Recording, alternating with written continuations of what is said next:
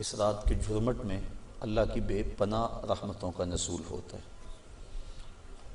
اتنی رحمتیں اترتی، امام قویری لکھتے ہیں کہ روئے زمین کے تمام مسلمانوں میں ان رحمتوں کو تقسیم کر دیا جاتا، رحمتیں پھر بھی بچ جاتی ہیں۔ جتنی فرشتے لے کر رحمتیں آتے ہیں، وہ رحمتیں سب کو دینے کے باوجود بھی رحمتیں بچ جاتی ہیں۔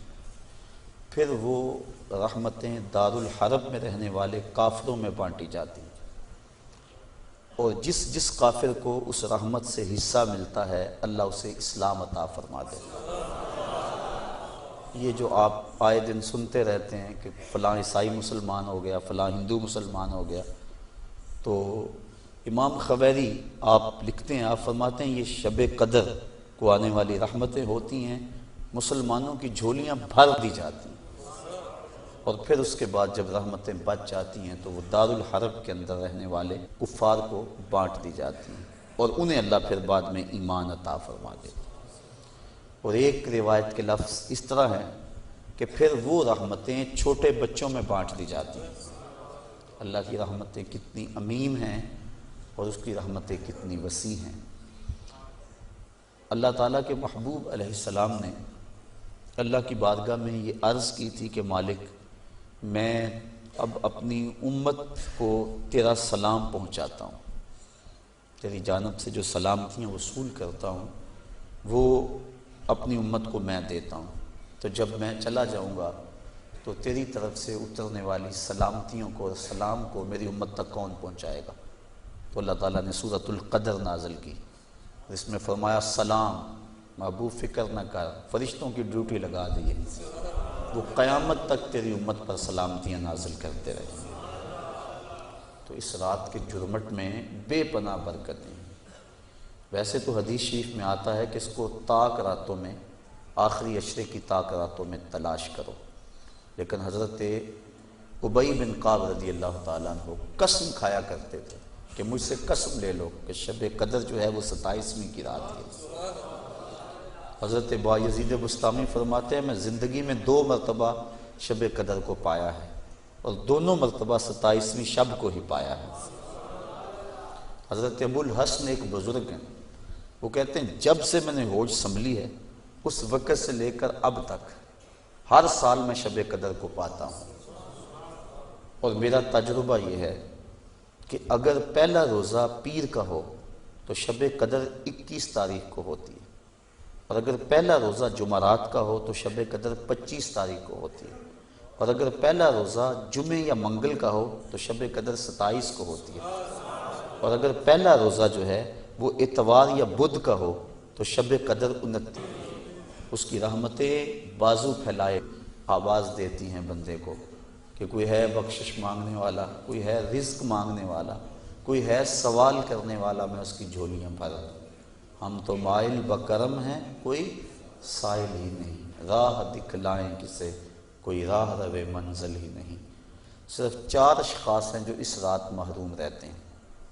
ایک عادی شرابی، شراب کا رسیہ، دوسرا والدین کا نافرمان، تیسرا قاطع الرحم، خون کے رشتوں کو توڑنے والا، اور چوتھا وہ شخص جو سخت دشمنی رکھنے والا ہے، اور سخت دشمنی اس کو کہتے ہیں جو 3 دن سے زائد ہو، کیونکہ مومن جب ایک دوسرے سے ناراض ہو جاتے ہیں تو 3 دن سے زیادہ ناراض نہیں رہتے، تو جو 3 دن سے زیادہ ناراض ہیں ان کو سخت دشمنی رکھنے والا کہا جاتا ہے۔ تو اس رات کی جرمٹ میں، اس رات کے حسین لمحوں کے اندر یہ 4 بندے اللہ کی رحمتوں سے محروم رہ جاتے ہیں۔ اگر توبہ کر لیں تو اللہ تعالیٰ جل شانہ اس رات کا حصہ ان کو بھی عطا فرما دیتا ہے۔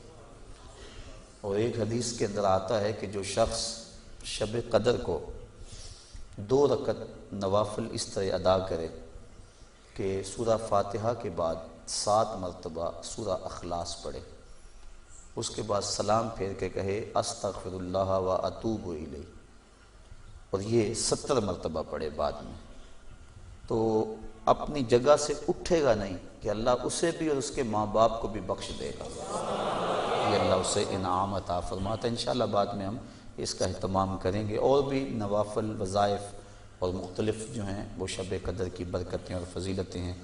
سورہ تکاثر اور اس کے بعد سورہ اخلاص پڑھنے کا حکم ہے، اور وہ 4 رکعتیں ہیں، 70 مرتبہ پڑھی جائیں۔ دیگر مختلف جو ہیں وہ علماء نے اپنے اپنے تجربات اور ان کو جو روایات ملی ہیں وہ امت تک منتقل کی ہیں۔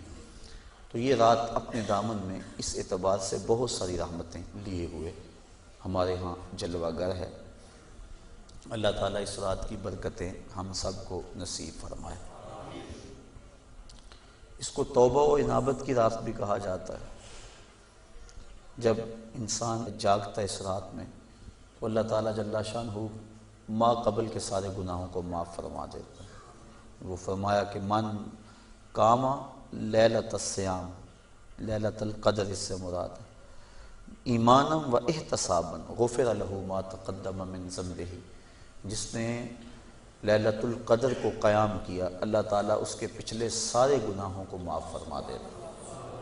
ایمانم و احتسابا، 2 شرطیں، ایک ایمان کی حالت میں ہو اور دوسرا اپنے نفس کا محاسبہ کر رہا، کیونکہ اپنے نفس کو محاسبے میں رکھنا چاہیے، اس کو بے لگام نہیں ہونے دینا چاہیے۔ جو پڑھ رہے ہیں کہہ رہے ہیں اس پر مانن استحضار موجود ہو، اور ہم اگر توبہ کریں، رجوع لائیں اس کے حضور، تو وہ صرف زبان سے نہ ہو بلکہ ہمارے دل کی اتھاہ گہرائیوں سے۔ فرمایا کہ التائب من الذنب کمن لا ذنب لہ والمستغفر من الذنب وہو مقیم علیہ کالمستہزئ بربہ، جو گناہوں سے توبہ کرتا ہے وہ تو ایسا ہے جس طرح اس نے گناہ کیا ہوا ہے، اور جو توبہ کرتا ہے استغفار بار بار پڑھتا ہے، استغفر اللہ کہتا ہے، لیکن وہ گناہوں کو چھوڑنے کا ارادہ نہیں پاتا اپنے اندر، جمع ہوا ہے گناہوں پر۔ کہا کل مستہزئ بربہ، وہ اپنے رب سے مذاق کرنے والا ہے کہ جس پر استغفار کر رہا ہے اس کو تو چھوڑ ہی نہیں رہا، اس کا تو ارادہ ہی نہیں کر رہا کہ میں نے اس کو چھوڑنا ہے، تو وہ تمسخر کرنے والا کہلاتا ہے۔ تو جو ہم دعا مانگتے ہیں، جو ہم کہتے ہیں، مانن اس کا استحضار ہونا چاہیے، اور جو ہم اللہ سے وعدہ کرتے ہیں اس وعدہ کو پورا کرنے کی کوشش کرنی چاہیے۔ اللہ تعالیٰ کریم ہے۔ حضرت عائشہ صدیقہ رضی اللہ تعالیٰ عنہ فرماتی، میں نے حضور سے عرض کی، ترمذی اور ابن ماجہ کی روایت ہے کہ جب میں شب قدر کو پا لوں تو میں اللہ سے کیا مانگوں؟ تو حضور نے جو دعا تعلیم دی وہ یہ تھی کہ اللہ کی بارگاہ میں پھر عرض کرنا کہ اللہم انکا عفو کریم تحب العفو فاعف عنی، اے اللہ تو معاف کرنے والا ہے، کرم فرمانے والا ہے اور معافی کو پسند کرتا ہے، مجھ سے درگزر فرما لے۔ تو یعنی اس خاص لمحے کے اندر اگر اللہ سے کچھ مانگنا ہے، جب شب قدر کو پا لیں، وہ لمحے آ جائیں، جب جبریل مصافحہ کر رہے ہیں، جب بدن کے رونگٹے کھڑے ہو جائیں، رقت طاری ہو جائے، وہ کیفیت بن جائے کہ دل کہے، وجدان ادراک کرے کہ یہی لیلۃ القدر ہے، یہی وہ لمحے ہیں، اور یہ جو میرے اوپر کیفیت ہے یہ مصافحہ جبریل ہے۔ جب یہ کیفیت مل جائے تو اس وقت اہم وقت کیا مانگے؟ تو کہا اہم وقت یہ مانگے اے اللہ مجھے معاف کر دے۔ تو یہ اہم دعا ہے مومن کی، جس کو تعلیم دیا گیا شب قدر کے حوالے سے۔ آگے پیچھے بھی اللہ کی بارگاہ میں یہ دعا مانگنی چاہیے۔ اگر انسان کے توبہ سے گناہ مٹ جاتے ہیں، استغفار پڑھنے سے، عفو و کرم کا مطالبہ کرنے سے، اور اگر گناہ نہ بھی ہوں تو اللہ تعالیٰ درجے بلند فرما دیتا ہے۔ حضور علیہ السلام نے ارشاد فرمایا، میں ہر روز اللہ سے 100 مرتبہ استغفار کرتا ہوں، 100 مرتبہ، جبکہ حضور کے دامن پہ تو گناہ کا ایک داغ بھی نہیں ہے، لیکن اس کے باوجود 100 مرتبہ حضور اللہ کی بارگاہ میں استغفار کرتے ہیں۔ اور ہم جو لتڑے پڑے ہیں گناہوں سے، صبح سے شام تک ہماری زندگی اسی دلدل میں پھنسی ہوئی ہے، تو پھر ہمیں تو بہت زیادہ استغفار کی ضرورت ہے۔ اللہ اکبر، عبرت اللہ نصیب فرما دے۔ وہ ایک بچہ تھا چھوٹا، جنگلوں میں رو رہا تھا، اور اس کی آنکھوں میں آنسو امٹ رہے تھے اور چیخ رہا تھا، رو رہا تھا۔ کوئی بزرگ تھا، وہ قریب سے گزرا، دیکھا بچے کو رو رہا ہے، کہا بیٹا کیا ہوا ہے؟ کہا اللہ سے بڑا ڈر لگتا ہے۔ چھوٹا سا بچہ 6-7 سال کی عمر ہے۔ اللہ اکبر، اللہ سے ڈر لگتا ہے۔ تو اس نے کہا بچہ تیرے تو نامہ اعمال میں ابھی گناہ ہی درج نہیں ہوا، جب تک انسان بالغ نہیں ہوتا تو نامہ اعمال نہیں کھولا جاتا، جب بلوغت ہوتی ہے تو فرشتے نامہ اعمال کھول کے بیٹھ جاتے ہیں۔ تو کہا تیرے تو نامہ اعمال میں گناہ ہی نہیں ہے، تو کیوں رو رہا ہے؟ کہا میں نے اپنی امی کو دیکھا تھا کہ وہ چولہے کے اندر لکڑیاں ڈال کر ان کو آگ لگاتی تھی، آگ نہیں لگتی تھی، دیا سلائی بجھ جاتی تھی۔ اس نے چھوٹی چھوٹی لکڑیاں لی اور ان کو توڑ کے نیچے رکھا، پہلے چھوٹیوں کو لگائی اور ان کو لگی، پھر بڑیوں کو لگ گئی۔ تو میں اس وقت سے چیخ رہا ہوں کہ حشر کے دن جہنم کے اندر اگر بڑے بڑے گناہ گاروں کو ڈالا گیا، آگ نہ لگی تو مجھ چھوٹے کو نہ رکھ لیا جائے۔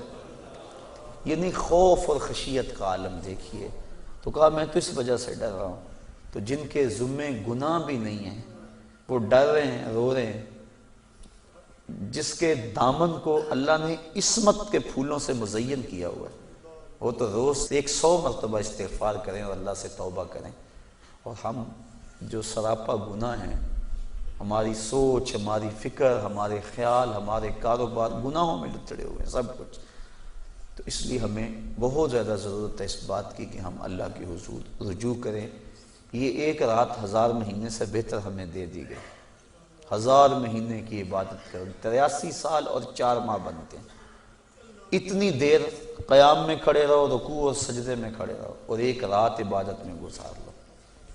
اور ایک روایت میں پڑھا جو اس رات میں اللہ اکبر جتنی دیر میں بکری کا دودھ دھویا جاتا ہے، کتنی دیر لگتی ہے بکری کا دودھ دھوتے ہوئے، اتنی دیر قیام کیا، کھڑا رہا عبادت میں، نماز میں، جتنی دیر میں بکری کا دودھ دھویا جاتا ہے، اللہ تعالیٰ اس کی مغفرت اور بخشش فرما دیتا ہے اور اس کو پوری لیلۃ القدر کی فضیلت عطا کر دیتا ہے، جس نے اتنا قیام کیا جتنا بکری کا دودھ دھوتے ہوئے وقت لگتا ہے۔